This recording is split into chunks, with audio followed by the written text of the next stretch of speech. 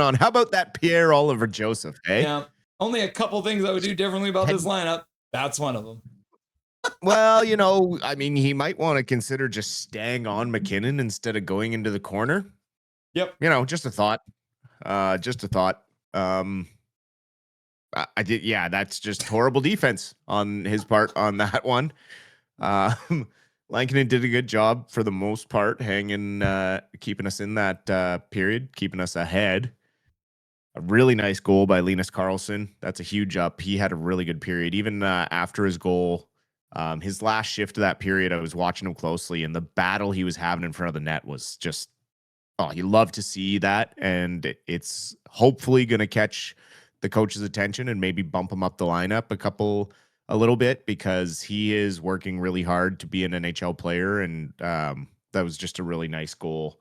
Nice pass by Baines. I'll give him credit for that too. And but Karlsson with the finish, with the nice move to deke out Wedgwood and put it by him. Sherwood, too bad he didn't bury that one on the breakaway. But nice to see him. Nice to see us getting behind their defense a little bit. We're gonna need to capitalize more on those. For sure, though, because obviously the Avs are very scary. I would not want to spend 2 minutes on the penalty kill against that power play. It shocks me that power play doesn't have better numbers, but I expect that to change as this season goes on. Obviously, Landeskog has been out for a while and is still getting back up to NHL speed. Nietzsche's, he's not necessarily new to the team, but they're still working out who's going to be the guy on that power play. And I think there's almost too much star talent, but you can see the difference of balanced talent when you look at the two lineups and utilizing people to their strengths. And that's something that we have a more balanced lineup tonight. You can see some cycles kind of starting down low a little bit more. As the period went on, that PD line started to kind of get some chemistry going. Kane still, I mean, the guy's just all over the ice. Can he just play one position? He just gets in the way of everybody else when they're trying to play the puck. And it's just frustrating as all heck to watch that guy play hockey. Let me tell you, for all the good he does just so much bad now that I can't handle watching him anymore. It's just really getting old. And I hope that he's one of the first veterans that is on an expiring contract to go, because he sure hasn't done enough to warrant being extended in my books. So we will see what happens. I'm going to give an up to Baines as well. I know we kind of talked about Karlsson, but Baines did, outside of the assist that he got, he also just kind of looked like a guy who should be in an NHL lineup for once, which is something I don't think we've really seen from him all year. So good to see. I mean, I was a little concerned, obviously, that Sasson was not with his usual line mates, but looked like the Ratu, Karlsson, Baines line was causing some troubles. And it didn't look like they were protecting them at all either. So it looks like in the Mile High City, where obviously the auction going to be a little more thin, looks like Foote is happy to roll all four of his lines right now, which will do good, because as you mentioned in chat earlier, for anyone who didn't see it, the Avs did have a bunch of players who were sick yesterday. So taking advantage of that would be good for the Canucks to do by rolling the lines tonight. For sure. And I mean, you have to roll the lines in Colorado anyways. You're at that higher elevation that you're not used to playing in, especially early in the season.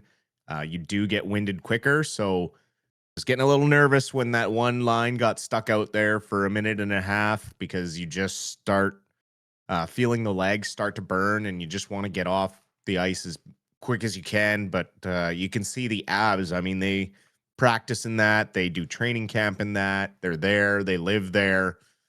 So they have an advantage. I mean, their home ice is a big advantage, especially the first 2 months of the season. Yeah.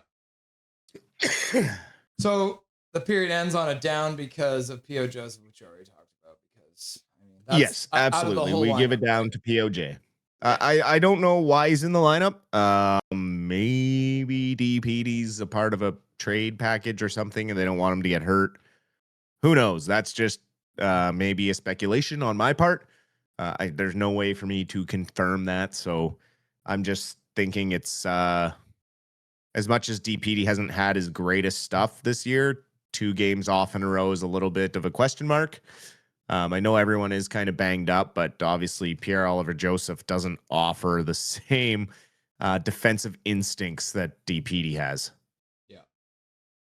Frank gets personal. So we did talk about the initial start of this spat with Michael Bublé going on the Donnie and Dolly show and saying if Frank Seravalli is a Canucks insider, then the 40-year-old virgin is a porn star. So apparently Frank got a little upset about that. Can you tell us what he said to get personal against Michael Bublé?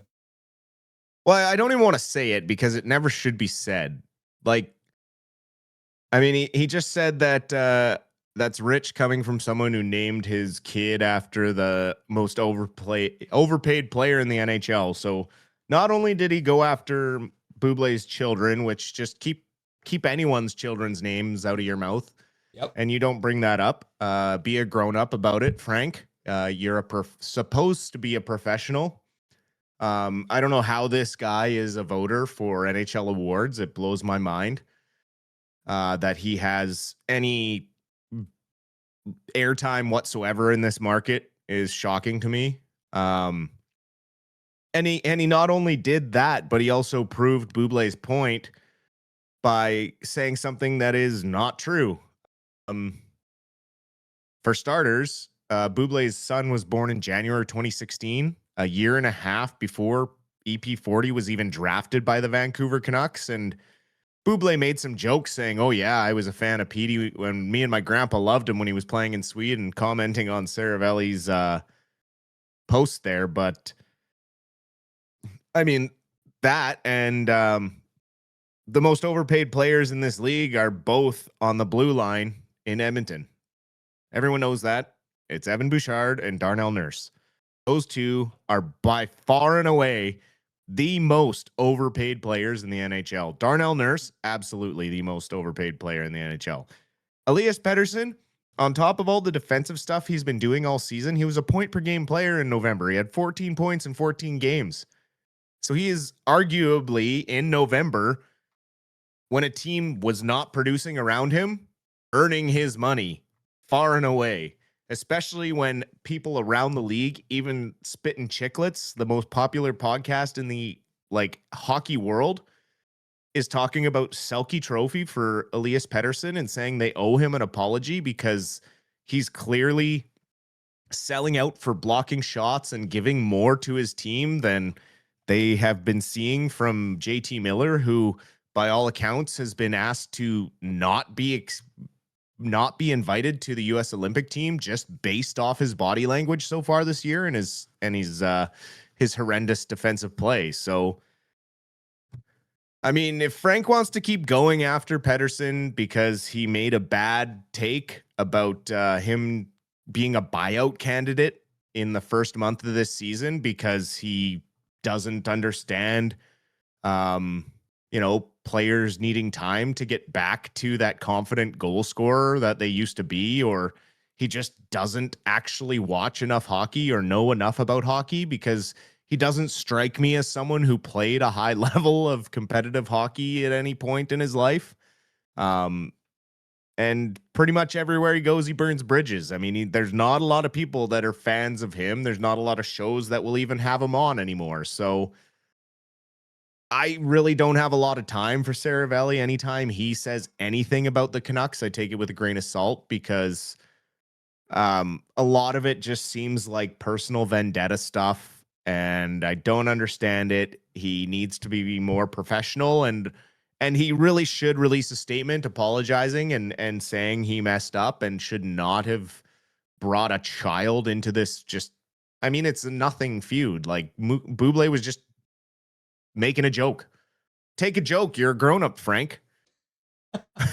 You're a 60-year-old man, Frank. Take a joke. Oh, wait, he's 37. There's only one silver fox in these parts, and it's me.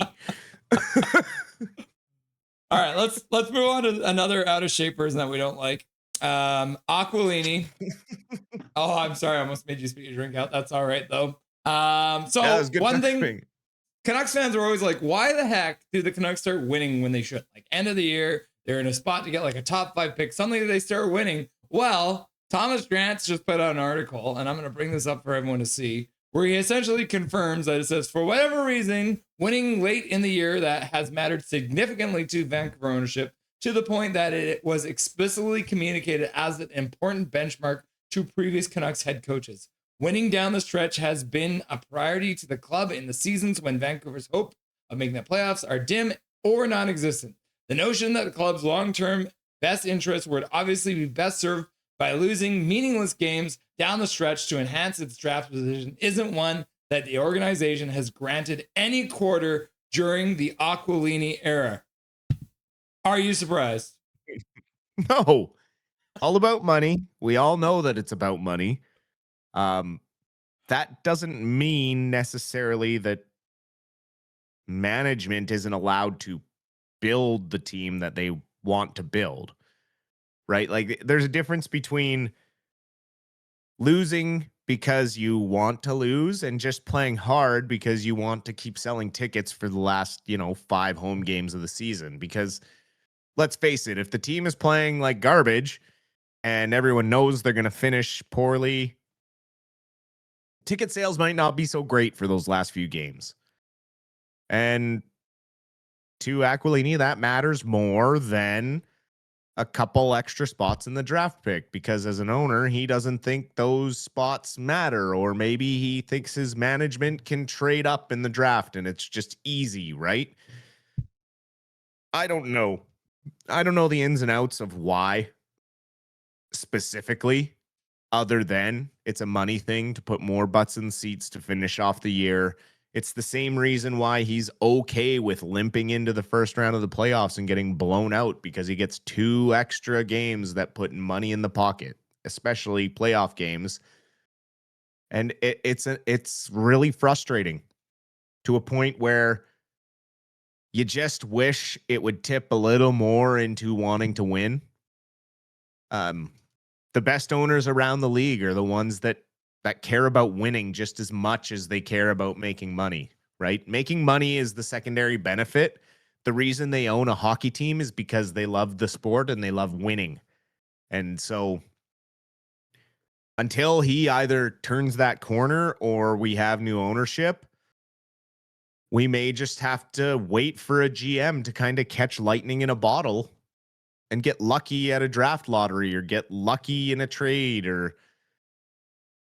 as exhausting as it sounds, it's been the MO as a Canucks fan. I mean, even early in your pregame when you were talking about Milan Hajduk, like it just gives you nightmares about those years in the 2000s where he's running through the Canucks. And I'm pretty sure he's one of those draft picks that the Canucks could have had, if I'm not mistaken. So there's just so many of those guys that end up around the league where we just had years of crappy scouting. And if you're newer to the team, if you're a post 2011 fan, you don't realize how rough it was for a bit there, drafting prospects or lack thereof, especially after the Sedins.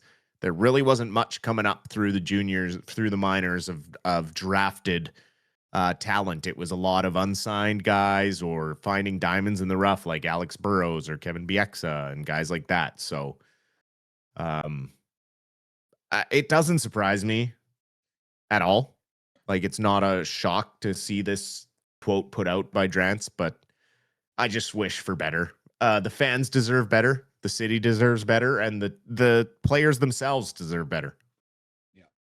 Major General of the $2 dono, Joe and back. Everyone knows Seravalli hates the Canucks. That is true. Yeah, he does. So we hate him too. It's a mutual thing. Höglander Exactly. back at practice, but Demko's not. So good news. Höglander's back. Non-contact jersey skating today, but seems like he's already bringing that energy. How excited are you to see him back? Oh, super excited, obviously. But again, I'm hesitant to jump up and down and scream and shout because I don't know how he's going to be deployed. And I don't want to get into another rant about deployment. Enough of the local analysts are now finally starting to figure out as well. It's become a pretty hot topic around town. I mean, even Drance had a rant about that this morning on the radio, saying, you know, our guys getting lost in the shuffle. He brought up Reichel last game, only having 5 minutes in ice time. That's not running through your lines, and it's happens more often on the road that we see guys kind of just getting pushed out of getting ice time, and it there's nothing really in the game that says, oh, they deserve to be benched and stuff like that. So I'm super excited because I love Höglander and the energy he brings, and I'm excited to see him unleashed from a Talkit offense, but I worry that he's not going to be put in the right position to succeed with his skill set, because that seems to be right now what's going on with this coaching staff. And for me, I'm honestly wondering if it's maybe Foote deferring to his assistants too much. Like, I think he just needs to say, I'm the head coach and I want to see this lineup tried, because we've heard him say publicly, like, Reichel should be a winger. Then put him on the wing. You're the head coach. Why hasn't he played a game on the wing? And that, to me, tells me that he doesn't have confidence in his ability as an offensive guy. So he's deferring too much to his assistants. But he's a hockey guy. He's instinctively understands the game. So if you have a gut feeling, try it as a head coach. That's how you're going to learn. That's how you're going to get better. So for me, that's what I'd like to see. And obviously, Matt Damon will have to wait. Yeah, every time. Matt Damon, we'll talk about it. They haven't even started the game yet, so not much to say. But yeah, the Canucks will be playing against the Calgary Wranglers, getting started here any minute now down there in Abbotsford. So we'll keep you guys updated on that as well. Dustin, enjoy the second and third period, and we'll talk again soon, brother. You as well. Talk to you post game. Nothing is perfect.